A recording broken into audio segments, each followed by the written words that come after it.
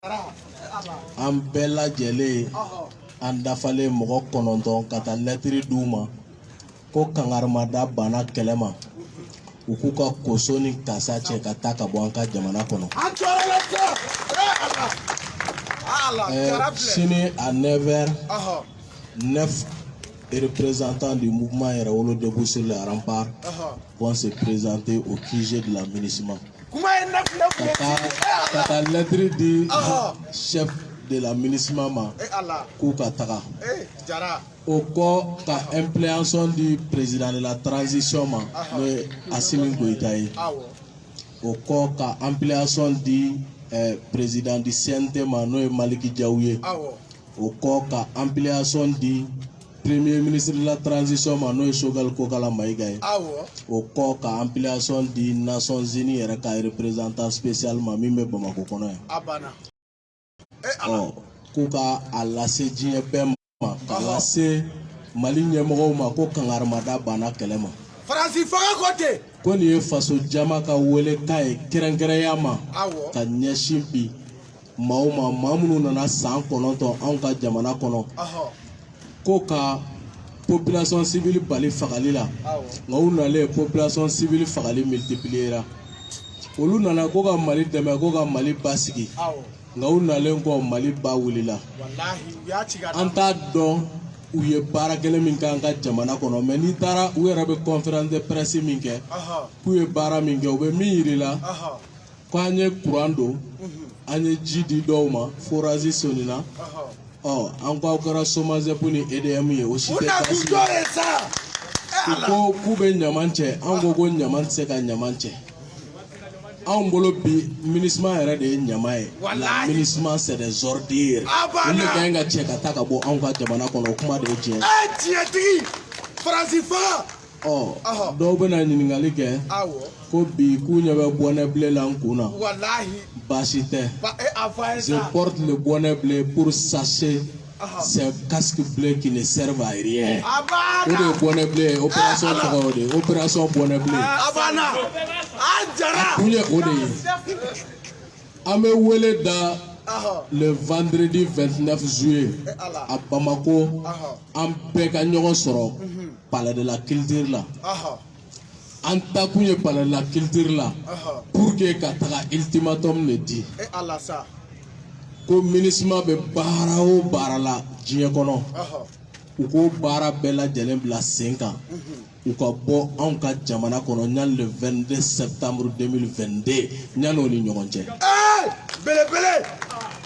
o ultimatum de bɛ taa di vendredi le 29 juillet au palais de la culture o wagati kelen na MINUSMA bɛ Mali dugu 13 MINUSMA b'o de kɔnɔ Mali la yan o dugu 13 bɛɛ bɛ bɔ vendredi le 29 juillet pour que ka taa o kangarima kelenw da u ye u ka kanw kɔnɔ banna kɛlɛ ma ni sɛni ma kusumɛ a bɛ paraw mɛn Kidal kɔnɔ lɛtiri bɛ d'u ma vendredi 29 juillet Tessalit lɛtiri bɛ d'u ma vendredi le 29 juillet Aguelop lɛtiri bɛ d'u ma vendredi kɔfɛ a Fundam lɛtiri bɛ d'u ma vendredi k'u k'an ka jamana to a ye ani Bamako ta bɛ di sini donc u tilalen ni dugu de ni ɲɔgɔn cɛ pour leur sommet et quitter le territoire malien c'est une exigence du peuple de Modibo Keïta et c'est pas négociable o tɛ négocier o tɛ tɛrɛmɛ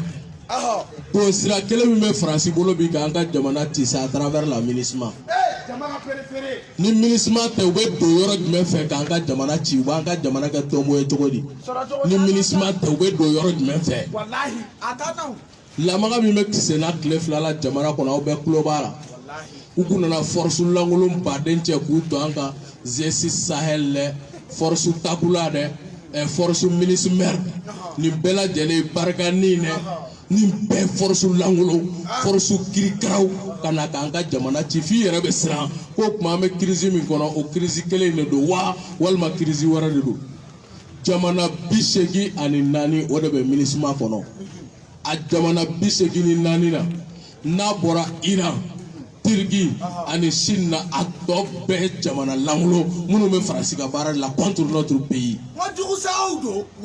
An b'o bɛɛ dɔn k'an sigi cogo di k'an yɛrɛ to jugu bolo a k'an ka jamana ci. Albert Einstein a dit ceux qui font le mal ne sont pas les méchants, mais c'est ceux qui regardent sans rien faire qui sont plus pires que ces méchants-là. Kojugu majugu ka kojugu ko tɛ mɔgɔ dabaliba mais maa ɲuman ka manku ko de ɲɔgɔn duguci tɛ. An t'an manku k'an balolen to. O kuma damadɔw de tun bɛ ne bolo bi wele de bɛ yen bi kuma man ca. K'a fɔ Karl Marx ale définition jumɛn de révolution ma. An bɛna se mois d'août la nous allons entamer la phase active de la révolution. Comme les Modibo Keïta l'ont décrété le 22 août, la révolution active. Amena activé ou non fait. Karl Marx dit que la révolution, c'est la transformation de la quantité en qualité. La passation de l'ignorance à la connaissance et l'accession de l'inférieur au supérieur. C'est ça la révolution. Ni révolution te glani que wallahi billahi ta'ala atawa ko manipulation. Maintenant nous sommes dans la révolution active.